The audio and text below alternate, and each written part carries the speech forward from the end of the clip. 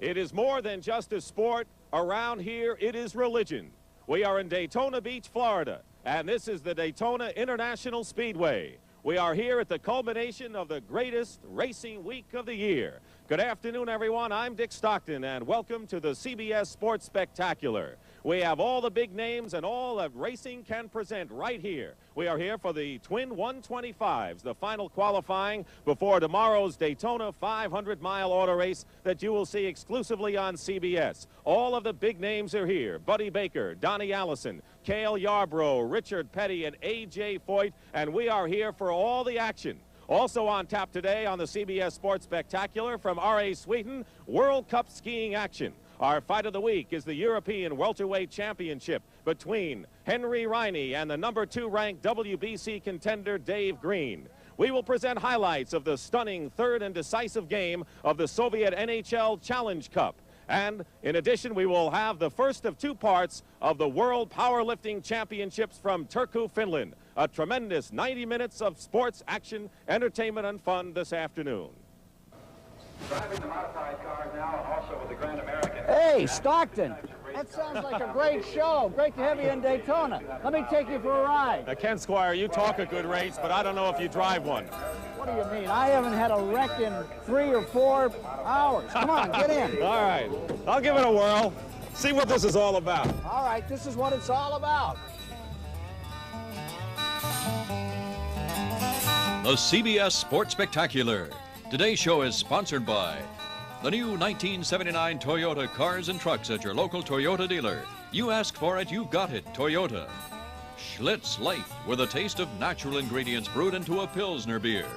And by Gillette, makers of Atra, America's original pivoting head razor.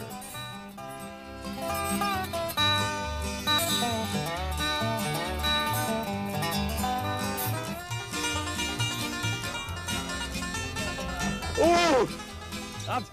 You've got to go around those grades to appreciate it, I'll tell you that. Thank you, Ken Squire. I enjoyed the ride, and we'll be back with the Twin 125s in Daytona later on, but right now... Welcome back to Daytona International.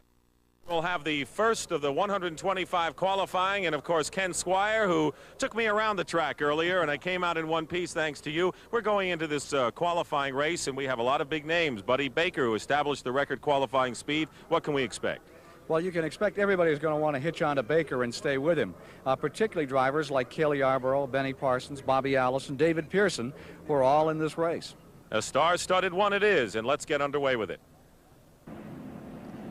And right at the outset, Dick Stockton, notice down on the inside, making the cars 3 deep here, number 67, Buddy Arrington. His car turning out to be a smoker, and that may indeed impair his health for this race. You see him dropping down to the bottom of the racetrack to come in. The other 29 starters coming down, and remember that it's 15 to make it, 15 to go home out of this race. And the driver they're all chasing is Buddy Baker, and what a week he has had. He won the Busch Clash, which you just saw prior to our show, established a record speed in the qualifier for the pole position for tomorrow's race. Right, he broke a record that had stood since 1970, turning one lap around this track at 196 miles per hour. And here he goes, toe-to-toe with the man who used to hold the record, Cale Yarborough, up there in turns 1 and 2 on the 31-degree banking for the first time. Side by side as they climb to 190 miles an hour down that back straightaway. And notice Richard Petty making them 3 wide as they go down the back 3,100 foot straight here at the World Center of Speed, Daytona Beach. Now, Petty did not win a NASCAR race in 1978, and he switched cars from Dodge to Chevrolet to Oldsmobile. Is he happy with this now? I think he is happy, but he's not happy right now, because watch what happens here. Here's Baker up on the outside in this first 125-mile qualifying race with tremendous horsepower, just surging through the field. Yarborough dropping to the inside. He swept under both automobiles to lead at the end of lap number 1. Now look at Petty moving in there, just driving right up inside of Benny Parsons as they head back into the first turn. You know, Dick, that back straightaway, the way these cars are drafting, is good for 210 miles an hour. That's some kind of rush hour traffic. Here's Parsons again on the attack. Yarborough's on the point, and that is Baker on the attack, and he drives it home. Baker going back out in front. The Herb Knapp prepared automobile. And what a phenomenal story here. No one has ever won the pole, come in here in a 125 and won, and then won the 500 except 1962 Fireball Roberts. Can Baker do it this year? This is late in the race. We're now late on the highlights of the first 125. There's Cale in second, and Benny Parsons, the 1975 champion, running third. This race is determining the spots along the inside row for tomorrow's 500. The drivers immediately behind Buddy Baker in positions 3, 5, 7, 9, and so forth. Now watch the white flag down from Chip Warren. The field moves into the tri-oval, 15-degree banking. They lap a back marker, and there's 3 cars running less than a half-second apart. Remember, Baker's already established the pole. He can't lose it. Really, he's running this race as a test. His whole effort here, Dick, is to find out how the car's going to work in the 500. And win some money, perhaps, some more. $11,000 to win this. It could bring his earnings up to about $70,000 for the past 4 days. Now, here they are in heavy traffic. Slipping, sliding through cars down to the finish. Baker in front. Cale Yarborough pulls up on the inside. He's trying a slingshot here. But the sheer horsepower keeps Baker out in front as they come to the tri-oval. Checkered flag is about to fall, and the winner of that first 125. And it's Buddy Baker, and we'll be back with him, the winner of the 125 and tomorrow's 500 pole sitter, after this word from your local stations. Welcome back to the Daytona International Speedway. We want to remind you, you'll be seeing plenty of unique and exciting features coming up in the future weeks on the CBS Sports Spectacular. On March 3rd and March 10th, we'll have the Women's Pro Bowlers Tour. And then on March 24th, the CBS Sports Spectacular goes to Japan to capture the sights and sounds of a most unique country. And we will highlight the World Cup ski event from Furano, the final World Cup ski event of the year. On March 31st, we will be in Las Vegas, Nevada, and we will roast Pete Rose and some of the people you may know about. Don Rickles, Milton Berle, Phyllis Diller, and a host of other entertainment and sports personalities as well. Well, right now, let's go down to Brock Yates, who's with the winner of the first 125 qualifying race, Buddy Baker. It's hard some of the other times out there, Buddy. Did you push it all the way, or was Cale really running a little bit easier than you thought he would? Well, Cale was running awfully well. I noticed when I started around him, you know, I think he was kind of waiting on me to set me up on that last lap, but there was some slow cars in the way when I come down on the backstretch over there, and I drafted off of them, and it was enough to pull me on through. What does this mean for the 500? Well, I'm just real proud of Spectra Oil. It's the first time we've been together, and here we are in Victory Circle 3 times in 1 week, and I just hope that it runs like this for 500 miles. If it does, we're going to be trouble. All right, Brock, we have already seen highlights of one of the 125 qualifying races, and right now I'm standing in the garage area. This is a very key location here at Daytona. This is where the engines are tuned, the cars are checked with a fine-tooth comb, and ultimately races are won and lost right here in the garage area. We'll be back later with a longer look at the second of the 125 qualifying races, but right now it's time for our fight of the week. Today, the European Welterweight Championship, and right now let's join Tim Ryan. We are back at the Daytona International.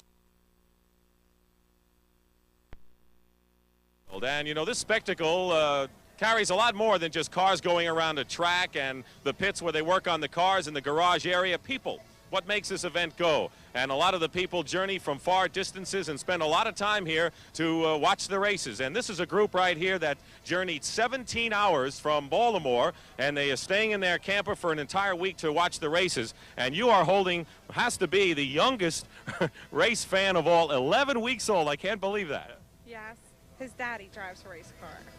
Really? Yeah. But he doesn't know that yet, does he?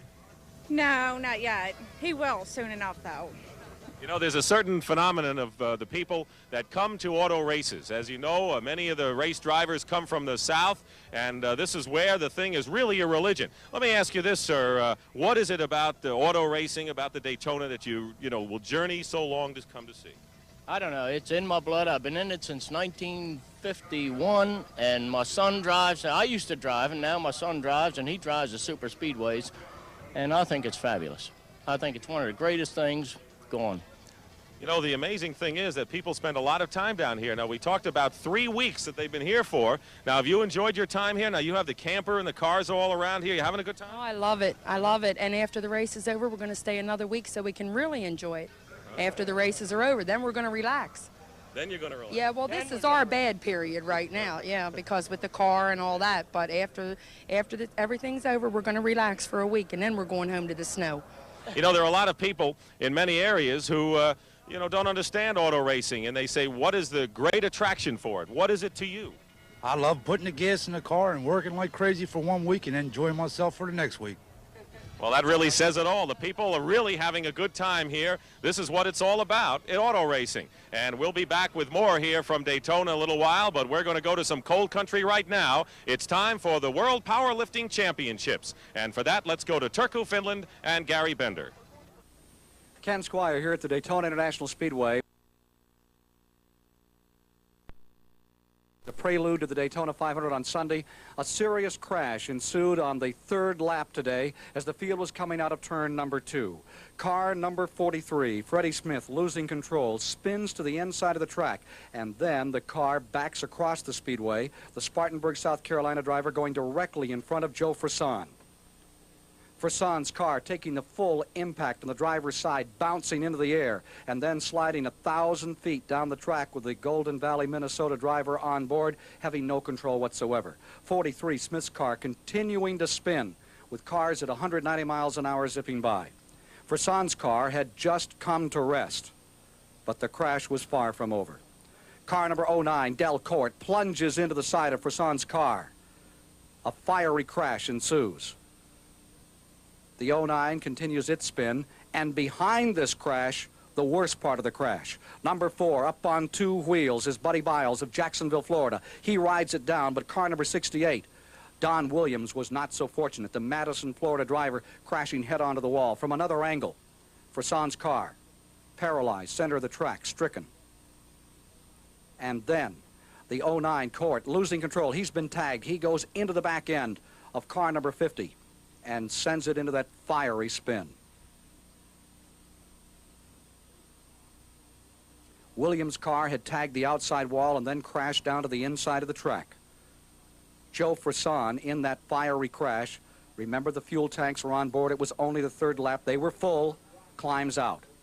Runs away with burns to his face. The only seriously injured driver, Don Williams. He suffered head and shoulder injuries as well as a broken right arm. 7 drivers in the crash. Don Williams, the only one seriously injured. That's the story here at Daytona in the Sportsman 300. Let's go to Gary Bender in Turku, Finland. Speedway. Well, we take one giant step.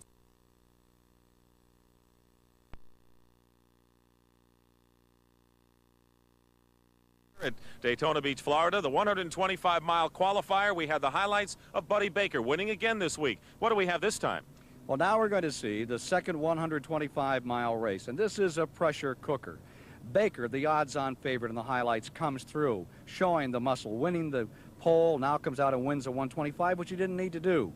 We don't know what's going to happen with developing the second half of the field. Will Waltrip be able to get by a Donnie Allison in this event? And how about A.J. Foyt, who we saw here a year ago flipping 6 times into turn number 1? This is his return to Daytona. It'll be interesting to see what A.J. does. But more interesting is this field, which has a lot of freshman drivers in it, further back in the field, Dick. They're going to be struggling, striving just to get in the Daytona 500 tomorrow. And in this race, it's either 15th or say goodbye. So, Ken, in other words, the lesser lights really have no respect for the big guys here. Absolutely none. The pressure is really on. If you don't make it today, all the work you've done preparing for the Daytona 500 ends 3 days, actually, before this race gets underway. Well, we've set the table for the 125-mile qualifier coming up, and we'll be back with that after this word from your local stations. 30 cars are on the track for this, the second 125-mile qualifying race to establish the outside row for tomorrow's Daytona 500. The drivers who will be immediately behind that man, Donnie Allison from Hueytown, Alabama. Familiar name there in A.J. Foyt, but as we move down the list, we see a lot of journeymen, a lot of rookies. Ken Squire, this should make for a most interesting race. Yeah, it could make for a lot of what you might call action. Right? Old Upper Boddington Flash just joining us, David Aubs. Well, absolutely, Ken. As Dick said, we've got some rookies in there. One of them, Joe Milliken, is on the second row, alongside a man, of course, who is no rookie, A.J. Foyt. And sometimes these drivers, when they get involved in a high-speed draft on a track like Daytona, some of the older hands, like A.J., are a little bit leery to start with. Milliken has won here in the 300 preparatory race, the sportsman race to the 500, but this is his first experience going for the big one. There you see Darrell Waltrip up on the outside. What a success story he was last year. And Donnie Allison, picture of him there, sitting on the pole. He has secured a position in the front row. But after the front row, it's wide open. Here we go to decide the outside positions for the Daytona 500 tomorrow, other than the front row. Field coming down, Donnie Allison on the point. He's been a previous pole sitter here. Waltrip alongside in a car he calls Maybelline. Why can't you be true? On the break, Donnie Allison goes to the lead. Notice way up against the wall, the yellow and blue car. That is another rookie, Dale Earnhardt. And there's Milliken, David, dropping down to the inside to fight with Waltrip. Right alongside Waltrip going into turn 1, trying to get the draft off Donnie Allison. And there he is, still sticking out, going through turn 2. Right behind them now is Dale Earnhardt, who's crept up there from row 4. A.J. Foyt dropping back to the 5th position as the field unlimbers down the back straightaway for the first time. Going into turn number 3 at nearly 200 miles an hour. Look at Allison draw away. 4-car length advantage, David. He's drawn away well there, but right behind him is Darrell Waltrip like an avenging shadow, and right behind him is Dale Earnhardt, one of those rookies. David, when do you draft and when do you not draft when you're out there? Well, most of the time around here, Dick, you try and draft. It's absolutely essential part of NASCAR racing. And there's Dale Earnhardt dropping into the draft of Darrell Waltrip to try and pull himself past Donnie Allison. Which he does. It is Waltrip going for the lead. Earnhardt goes alongside the inside flanker as he tries to move through. Earnhardt had a horrible crash in Atlanta 3 years ago in the Johnny Ray car, and here he is back running strong. 3-car dice for the lead. A lot of inexperienced drivers out there. How does that affect the experienced people? Are they wary of them? Very wary, I would say. Dale Earnhardt has made a break with the lead to Donnie Allison and Darrell Waltrip, and they'll be watching pretty closely when he's in front of them, or of course in the mirrors, because any accident that you have on these closed circuit speedways can be anybody else's accident, can turn into yours pretty quickly. Allison showing a lot of power of the Haas Ellington car, thrusting that machine back in front. A.J. Foyt rides back in the 4th position now. Here are the front 3. A rookie, Earnhardt, battling for Rookie of the Year honors, goes underneath Donnie Allison. Donnie will be watching him pretty closely as they go through, coming down here off turn 2 onto that 3,100-foot back straightaway. Now, Waltrip has won in the 125-mile qualifiers here previously, but he's never won the 500, nor has Donnie Allison, and he, like his brother Bobby, has been here since the early 60s. Bobby, of course, victorious last year, defending Daytona 500 champion. Earnhardt, the rookie, sticks it right in there out of turn number 4. Here they come. Better than 190 miles per hour for the start-finish line. You can see right in the window of Darrell Waltrip's automobile. As they come down, heading for turn number 1, there's trouble up in turn number 4. It's Lenny Pond careening into the wall, sawing the front end off his car number 54, one of the James Hilton machines. In replay, let's look again. Directly behind Lenny Pond is Bellingham, Massachusetts, Jeff Bodine. Bodine looked like Pond cut in front of him and head-on right at almost the identical spot where Don McTavish was killed some years ago, David. I think Lenny Pond tried to get in the draft of the 3 cars immediately in front of them and just misjudged the fact that Bodine was quite where he was. Well, there you see Lenny Pond's automobile badly wrinkled and crinkled in the front end. Having hit the wall, he did a good job, though. He kept the power on the car and kept the car nose into the wall. If he'd lifted off the power, it might well have rolled back into the track. The Virginian Lenny Pond walks away from another one here at Daytona, and we'll be back as we're under caution with Waltrip in front, Dale Earnhardt in second, Donnie Allison in third, with more of this 125-mile qualifying race after this word. Biggest week of racing of the year here at the Daytona International Speedway. And before we left you, Lenny Pond crashed, and he's down in the pit area with Brock Yates. Lenny, it looked as if you got either bumped or something broke when he got on the wall like that. Well, Jeff and myself got together coming off a forward. We just touched enough to turn me into the wall. And, you know, from there on, just trying to keep it against the wall and wait for it to stop because the day was over. You were ended up sitting exactly 180 degrees of the way you like to be on a racetrack. That's got to be a driver's nightmare out there. Well, it was. You know, I kept trying to get it to straighten up. Even after it slowed down a whole lot, it almost stopped, but it just wouldn't do it. But after it did stop, I looked around, I couldn't see anybody coming, so I just let it go back across the track. I knew it was rolling free, and so I just let it go on back, get it away. Are you all right? Yeah, I'm fine. All right, we're back to the race. Dick Stockton, along with Ken Squire and David Hobbs, here in this 125 qualifier. And it's A.J. Foyt fighting with Joe Milliken for the lead. Darrell Waltrip is right in there fighting for third. There you see the four-time Indianapolis champion, Foyt, in front with a rookie, Joe Milliken, running second place, David. Well, Joe Milliken started on the second row of this race and has been right up at the front the whole time, driving extremely well. Now, he is a rookie, but hasn't had as much experience as some of the other rookies in this race, and they will be a little bit nervous about him, I'm sure. Waltrip with a slingshot roars by two of them. It is now Waltrip out in front. That's Richard Brooks running in fourth, running very well with his new racing team this year. Darrell Waltrip in the lead. Foyt and Milliken still going at it back here in that second place. Joe Milliken, who used to be part of the Petty racing team, drove their sportsman car here at Daytona and won the Sportsman 300 with it. Now driving the car that Benny Parsons had 1 year back. Another rookie lying up there in sixth place is Harry Gant in the black number 12. He's also a name to be watched in this weekend's bonanza of speed down here at Daytona. A lot of these drivers have reputations among their own peers. What is Darrell Waltrip's? That's Jaws. He's controversial. He's flamboyant. As you see from the Goodyear blimp, he's taken a two-car length advantage over the field. He's a lot of fun. Here he is, trying to stay in front of one of the greatest drivers in the history of the game, A.J. Foyt. He's something, isn't he, David? A.J. Foyt is something in anything, and he's done very well in the few times he's raced here at Daytona. Of course, he's a past winner. And A.J. also, like Darrell Waltrip, is not one of the easiest men in the world to get along with. You know, when you talk about a race like the Daytona 500 tomorrow and the qualifying today, you need a guy like A.J. Foyt in there. That's the name that people who don't even follow auto racing around the country know easily. And he's highly respected here in this race by all the other stock car people. They appreciate him. They like him very, very much.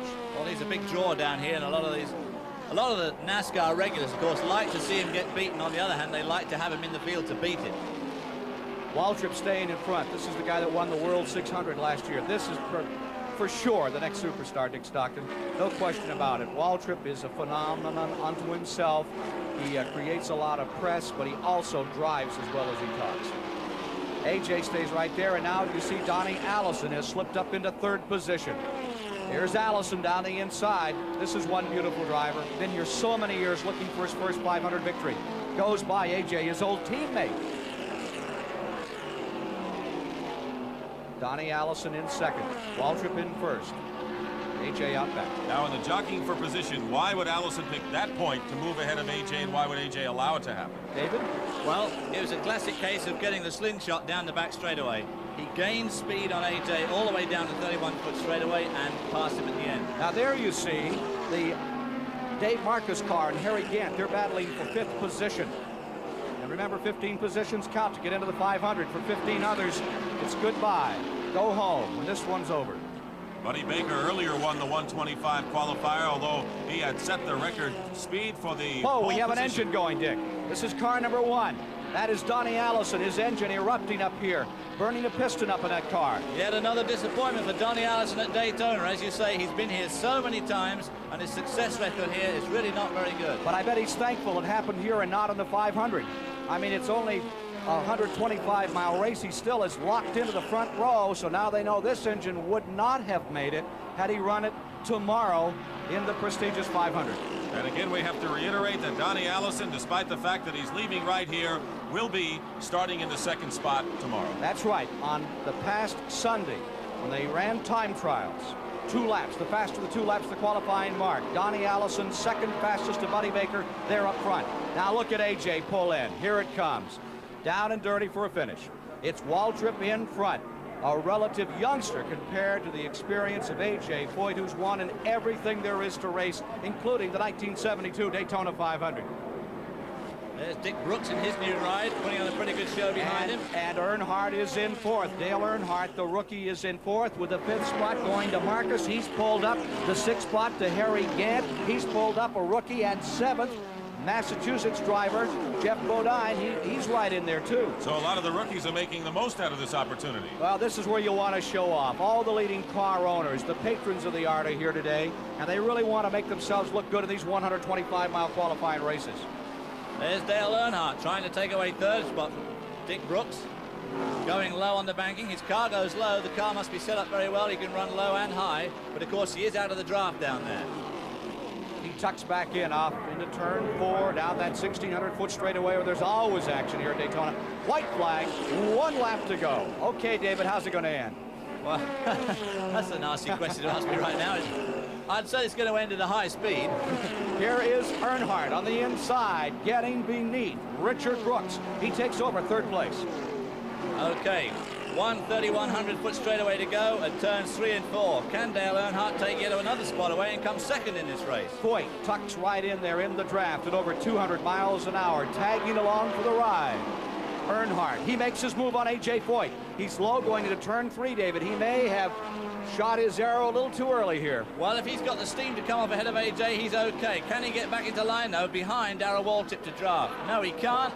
Dick Brooks is being drafted by A.J. Foyt and pulls himself back past Dale Earnhardt. Earnhardt falling 2 positions in the last 2 corners of the race. Let's look again and replay at what happened here to Dale Earnhardt in the blue and yellow car on the inside. He's down low, but he's out of the draft. Darrell Waltrip's making a nice draft for A.J. Foyt, who's immediately behind him, and right behind him is Jeff Brooks and Dave Marcus. Dramatic Daytona finish in a 125-mile qualifying race as Darrell Waltrip and his car Maybelline come home victorious. Let's go to victory lane. Darrell? Oh, what's his name from Texas just wouldn't give an inch, would he? I wasn't really worried, but knowing AJ the way I do, I didn't want to take any chances. So he wanted to draft me to the line, and I felt like I should let him stay right behind me and not try to run off and leave him. But on second thought, I said, well, knowing AJ the way I do, I better leave myself a little bit of room, so I did. And here's our order of finish for this 125 qualifier. Darrell Waltrip, and he comes away with $11,500. The old warrior A.J. Foyt in 2nd, Richard Brooks 3rd, and the rookie Dale Earnhardt comes in 4th. So the stage is indeed set for tomorrow's big Daytona 500-mile auto race. And as we take a look at the distinguished field, Buddy Baker and Donnie Allison leading, I will ask the experts, Ken Squire, David Hobbs, who they think will win. Ken, you're first. Oh, let's see. I don't think a guy who's won it before is going to win it again, which means Buddy Baker, who's been here since '61 trying, or Darrell Waltrip, who won this 125-mile qualifier so beautifully, or Donnie Allison. All right, but I want you to name one, Ken. I think all his bad luck's behind him. I think it's Donnie Allison. All right, David Hobbs. Well, on his form this week, of course, Buddy Baker's got to be a very strong favorite. But on his form at the Daytona Speedway over the years, I'm afraid that Buddy just doesn't seem to have the luck here. Way back in the field there, of course, is Richard Petty, number 43, who showed some form in that first qualifying race. But I think on the form in that first qualifying race, I'm going to pick Cale Yarborough, who's just had a fantastic couple of years. All right. Cale Yarborough, how could you do that? David Hobbs likes Cale Yarborough, and Ken Squire likes Donnie Allison. You'll find out who wins tomorrow. Thank you, gentlemen, for allowing me into your lair, and we'll return to a much envied location here at the Speedway in just a moment. Standing at the winner's circle here at the Daytona International Speedway, and this week many people from CBS Sports stood in the winner's circle as they accepted Emmy Awards for their work in 1977 and 1978. We would like to salute them right now. For technical achievement for Super Bowl 12, Artie Tin. Outstanding sports personality, Jack Whitaker. The best live sports special, the first Muhammad Ali-Leon Spinks fight, producer Frank Cherkinian. The best live sports series, the NFL Today, the producer Michael Pearl. And a warm and very happy award for us, the best edited sports special for The Impossible Dream, ballooning across the Atlantic, to our coordinating producer on the CBS Sports Spectacular, Ed Gorin. And we'd like to pay tribute to some other sports Emmy winners this past week. For direction of the AFC Championship football game, Ted Nathanson of NBC. The best edited sports series, The Way It Was, and the Emmy for film editing to Steve Sable. And tomorrow afternoon, driving up victory lane, standing right where I am in the winner's circle, will be the winner of the Daytona 500-mile auto race, and he will receive the following, standing right here in the winner's circle: a check upwards of $50,000, a handsome trophy, but perhaps the most satisfying, a kiss on the cheek from 3 lovely ladies. Not bad at all. And now you can see why I really relish this assignment this week. Well, we'll see you next week. Until then, this is Dick Stockton saying so long for the CBS Sports Spectacular.